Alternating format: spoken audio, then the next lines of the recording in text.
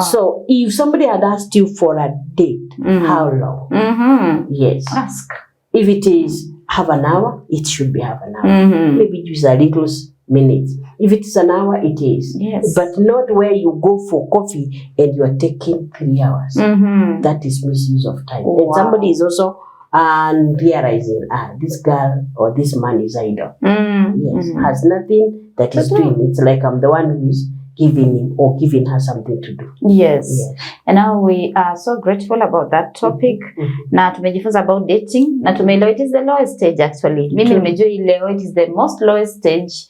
Si hiyo kitu ya kusema can I go see your mother? Nataka kujua kama mamako atanipenda ama hatanipenda. No. When dating, don't ask such questions and don't expect him doing shopping for you. And if you meet the friends, it should be accidental. It's not like you are being introduced. This is where now you are, maybe somebody have gone out for coffee and some people say, oh, this is so and so, this is my friend and all that. You come to know them, but not say you must show me your friend. But in case they invite you or you're invited to meet their friends, or we are having some coffee today, or we are having time out to, would you want to join us? In that way again, it is okay because it's like this person seems to like you and wouldn't mind you meeting his friends or her friends. Once you see the friends, that is also another way of knowing who are his friends, who are her friends, what types of friends are. Because because they don't know you, and I mean they are not in relationship with you. You may find they may start talking, and as they talk, you can hear it's idle talk. It is a talk that has any sense, From there, you can almost know if these are the type of her friends or his friends, then this is who she is. Yes. Yeah. Period. Tumemaliza dating. Tunaingia hiyo inaitwa courtship ambayo iko na uzito. That one is a very good stage. Yeah, courtship. Now if you are bragging about dating like this one is mine, this one is mine, at least tunakupeleka sasa mahali penye unafaa kwanza kusema hizo mambo like I know this man is mine, what are you doing with him? But I don't think courtship it will allow you to, because you're not even married yet. So utatuelimisha now what is courtship. But there you have some rights. You have some rights. You can ask questions. You can demand.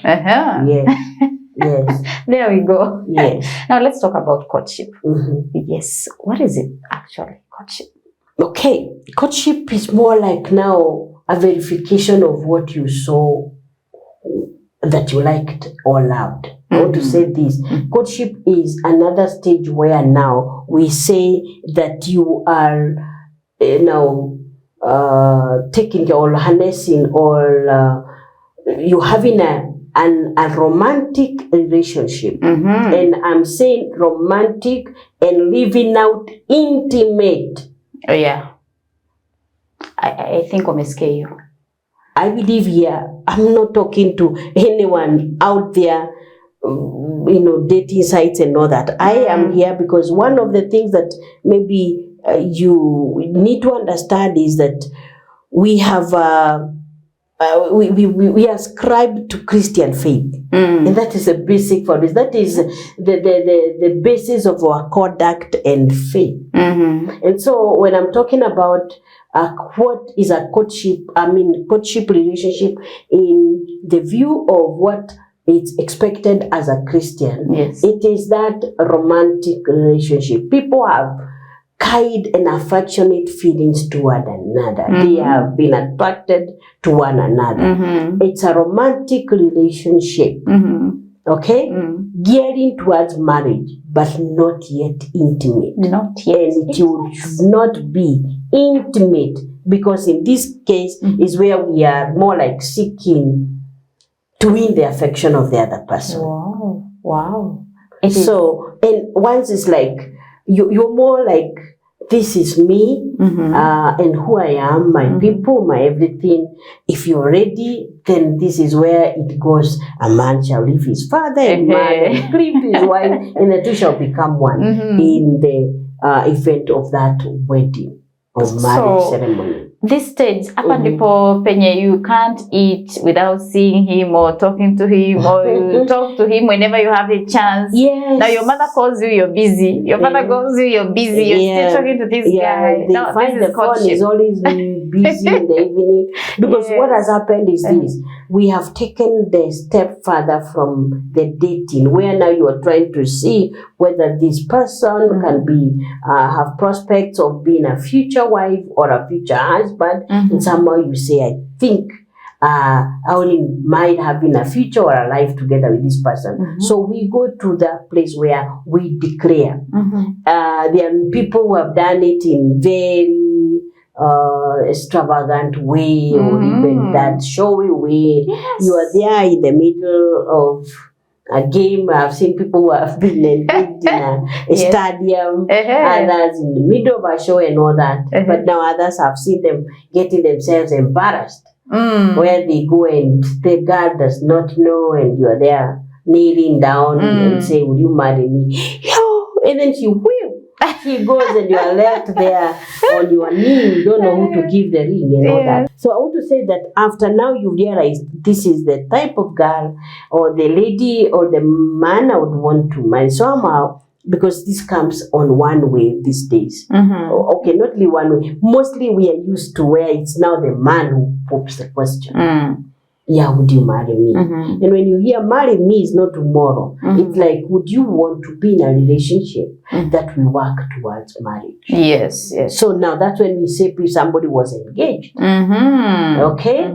So when you say you're engaged, or what the word of God would use as being betrothed. Yes. We had Mary who was betrothed. Yes. To Joseph. And this is very key.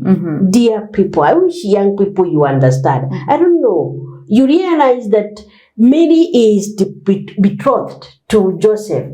People knew that she was to get married to Joseph. Yes. But when she becomes pregnant, she's worried. Because they had not become intimate. Yes. Yes. And that is the standard. That is what the Bible expects of us. That we are able to wait until the time of the wedding night. Wow. Whether we are betrothed, whether we are engaged, we don't have those privileges of intimacy until marriage. And it is worth the wait. I don't know how I would tell people, or I would tell young people that it is worth the wait. Because of all other the gifts that the Lord will ever give you in a marriage, the wedding ceremony, you'll be brought your dispenser, set of 6 plates or whatever. You even brought so many things, even a bed. Okay? Yes. But what does God give you? The gift of one another. Okay? Yes. That intimacy is his wedding gift. Yes. But now you can imagine if I give you a gift and there is nothing in it. Wow. Or I bring you a gift, I'd left it there, you opened it, you even tried, if it was shoes, you have tried them all. And then I'm bringing you a gift. Even know the color. And even know the color. And then after that, I'm telling you, surprise. No, it's no longer a gift. You look at me and you just No, it's like, not a gift. what is that surprise? No, it's not a gift. It's no longer a gift. It is not a surprise. It's not something that maybe, I look at it like he thought about it. I had already seen it. So I'm wondering, what is all this surprise? As we say, and you hear people are saying they are going for honeymoon, to see what? What? And there is no surprise, there is nothing. Wow, wow, wow. And I will say that you repeat that again, because now in courtship, people say that, see, I know he's mine. I know his people. He knows my people. My brother knows that he's going to marry me. And we even have gone for negotiations. Yeah. We are even planning for the marriage. What's the problem? Then why can't you, what I want to say is this. Yes, it's just like telling me I'm cooking food. It is my food. Then why don't I start eating when it is raw? Why should I wait for it to cool down, Wow. Yes, the food is mine. No, and I'm not cooking for anybody. This is my food. I'm the one who is cooking. It's on the pot. But what about if I start, by the time I put the first meat and na kitunguu hivi naanza kutota kwanza naenda kula. I'm eating raw food. I'm not even fighting. It's not even healthy eating and all that. And what is wrong? I thought maturity is where we can wait. And I want to say this. I repeat it. If it is an adult man and an adult woman who is marrying, then you can know whether you are mature emotionally. Okay? Yes. You also mature as a woman or a man, you can be able to wait. That is maturity. Right now, if you went to a kitchen and you are cooking, na kuna watoto wengine 3, 4, yule mtoto utakuta akililia chakula kama haijaiva ni yule mdogo. Kabisa. Hao wengine hata wanaambiwa si enda goje. Wewe huwezi kulia kama mtoto. So wale watu wazima wanakaa kwa sitting room, wanagoja, hawakai wakichungulia jikoni. And wondering why is the mother taking so long, because they are so sure that she's cooking a good meal. Yes. And she's going to bring it at the table and there'll be time for all of us to eat. Yes. And I want to say this, young man, if you can't wait for the food to be served at the table, you are not mature to marry. That is true. The same with the lady. If you think, you can't wait for the wedding, then there is a problem. You are not mature. Na hiyo ni utoto wa hisia au wa mwili, kwa sababu ni kama mtoto analilia chakula jikoni. Sometimes we give them even when it's hot. Alafu wanaanza kulia wamechomeka na ni kwa sababu tumwambisi ugoje chakula ipoe. What I want to say this, do we believe that God means good? Do we believe that he is wise? Do we believe that he knows so much about us and he has good plans for us? Then can we wait for him to bring the food at the table? So that when you're given the power to do all that pertains to that certificate, na usaini hivi, hakuna mtu atakuuliza. Yes. How many times or wherever we will be, it is you to do all that pertains to that certificate. Because in marriage you get the certificate before we know how to do it. Yeah. Yes. Yes. Na unajua watu wamekuja na lame excuses and they say a man will leave you if you cannot do it with him. Or people, kwanza mostly ni hiyo yenye nasema, na there's this story yenye imeenda kwa mtandao sana where a lady in a church actually met up with a guy who told her that he loves her. Na wakamit na mama anasema online kwa simu, ati mama anapiga anasema nimeambiwa mambo yako Victoria, nimeambiwa ni msichana mzuri, ni hard working, ungefurahi sana ukiolewa na kijana wangu. And the lady was like, oh thank God, the mother even likes me. They've not met. So this lady was planning a wedding with the guy at her own church, not in his own church, because he was the only one coming to visit her. She never got to know where he stays. Yes. And this man was like, he even met the pastor. And before leaving the pastor, he said to the lady, can you give me 2,000? I give it to the pastor because salary yetu haijafika. Unajua si wanajeshi tunalipa sijui date gani. You know. And the lady was like, hey, let me look for 2,000. I give it to him so that he can give it to the pastor. Yeah. And this lady is a single mother of 2 kids. Now she's a single mother of 3 kids. Because now she started sleeping with the guy before the wedding because she believed. Unajua anasema, mimi niliona atanioa, so mimi sikuona shida yoyote. So sisi tukaanza tu kwenda na yeye, unajua? Alafu kwenda na yeye on a wedding day, wamekopa kila kitu. The guy is like, wewe kopa kila kitu, I'm coming to pay. And he never showed up. So she's a single mother of 3 kids. With a lot of hurt. Yes. And bitterness and feeling exploited. I don't know how she will heal from that. Yeah. And how she will be able to trust again. But this is where we also set ourselves for this. And I keep saying, I want to talk to my girls here and I want to advise you and tell you, I wish you'd know that you have so much to lose than to gain in any time you accept an intimate relationship with a man who is not your husband. Yeah. Another issue is this, you are not worth chasing anymore. You see, the men love to like feel like they are they have an adventure or something to conquer. And the more it becomes elusive, the more they feel the energy. That's why you heard the tales that used to be told when we are young. Okay? About this chief who had 3 beautiful daughters, or had a daughter who was being admired in the village. But he didn't want to give to any.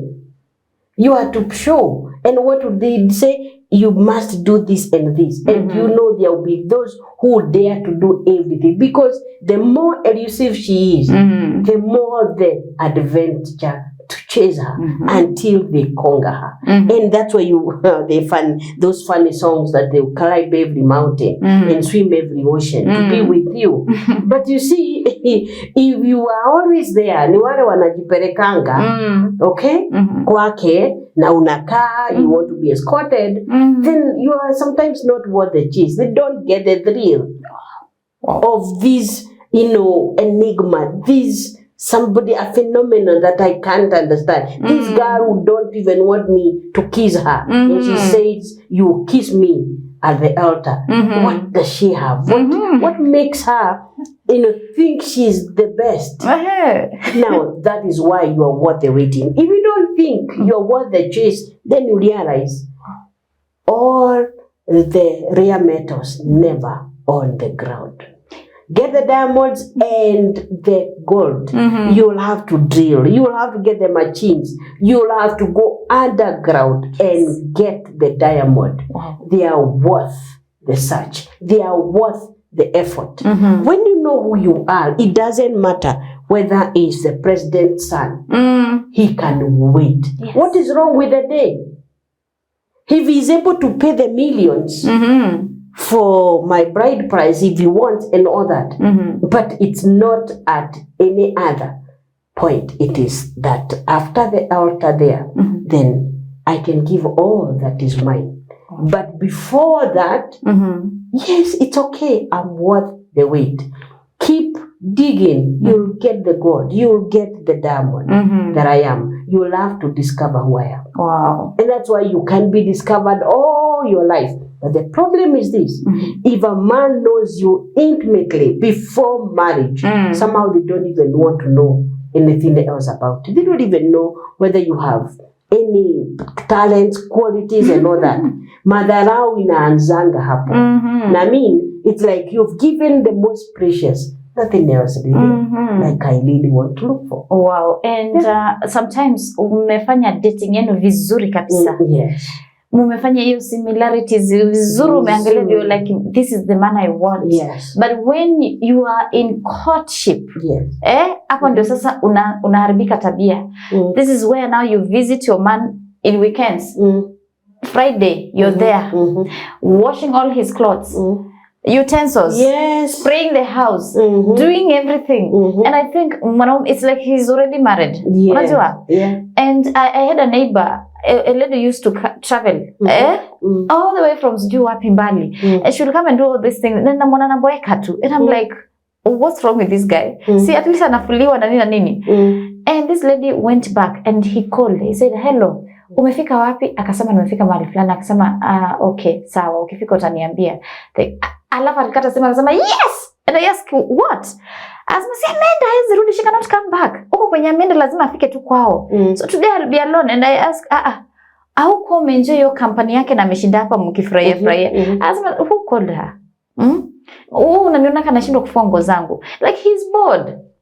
The man is bored. Yes, because the Englishman said, and it is true, familiarity breeds contempt. You just so like, so familiar, ni kama, you're like kujipendeza. That almost like, you almost find like this person is wondering, I mean, this lady, what can she do for me? With that now, that's the time now also it tends to abuse. Because you see, it's like you're desperate to have me. You seem to be the one who is lucky to have me. I don't think I am lucky. No wonder ukienda nasikia vizuri. Okay. In any relationship, it has to be what we say. It has to be both ways. I'm so lucky to have you. And then you should be so lucky to have me. But when I feel like, it should, you don't know how many people are have asked me. I mean, ujui ni wadugu wangapi walikuwa wananitaka kabla nikubali wewe. You are up for competition. Sincerely, as a brother, I would tell him, I would tell you to tell her, by the way, I don't think I want that competition. Would you choose any of the others? Because you see, you can't keep telling me it's like, I am at the brink of losing you. What more should I do to win you? If you don't think I deserve you, or the way you think you deserve me, then I think we are not going to be in a relationship. So we are these people who think any guy can have me. So don't think you're the only one. That mentality is so wrong, because what will happen is this: you will slave your life always to be able to meet the demands or to meet the qualifications of this princess. And there will be nothing, especially when it comes to the fact that maybe she comes from a better home background, or she has maybe a better job and all that. So what you do is you try everything, but one thing you still fall short, because somehow she doesn't feel like she's lucky to have you. Wow. So you're the one to do the maintenance. Yes. And that's where it reaches a place where moja anachoka and then achilia, and then the other, now it becomes, now as we are calling it, very unequal. It's so where it's only one person who seems to work towards maintaining this relationship. It should be both ways. And that's what I'm saying. If it is a courtship relationship, it is where we are saying the two. We are trying to seek the affection or win the pledge of the other person towards marriage. And so what we are doing is, now let's work towards what now prepares us for the marriage. So it is not having a marriage now, it is preparing towards marriage. This is now where you can, if you are engaged, then you'd want to meet. So this is what I'm saying. You have now a demand. You can even place not like a hard demand note, but it says, by the way, I've not met any of your siblings. You have talked, or you told me you have a brother in Nairobi.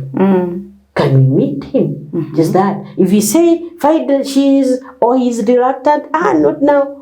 Or you even are saying they have a meeting but they don't want you to go with them, then there is a problem. There is a way somebody is not ready to show you up because they are not confident about who you are, or they'll be accepted. And I keep saying, if you have accepted her, forget about your people.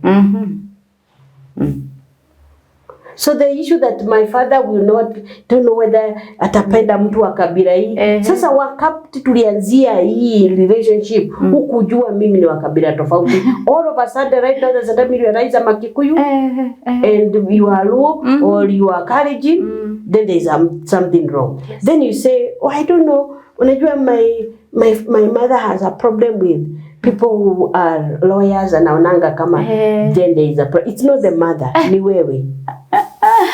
Don't tell me about your mother. Yes. It is about you, because you can say, my mother has a problem with this, but for me, I don't care. Do you see where people say, mimi waseme hivyo, lakini mimi wewe ndiye nimeamua. In that way, you give that person security. And in that relationship is where now, even though it is maybe a case where it is even what you call it, tribal, we have people of different ethnic groups, and you are going home and all of them are speaking Kikuyu, and I have my friend here now who does not understand Kikuyu. I mean, I can't just be here talking and even gossiping about you with my people, and yet I am the one who has brought you here.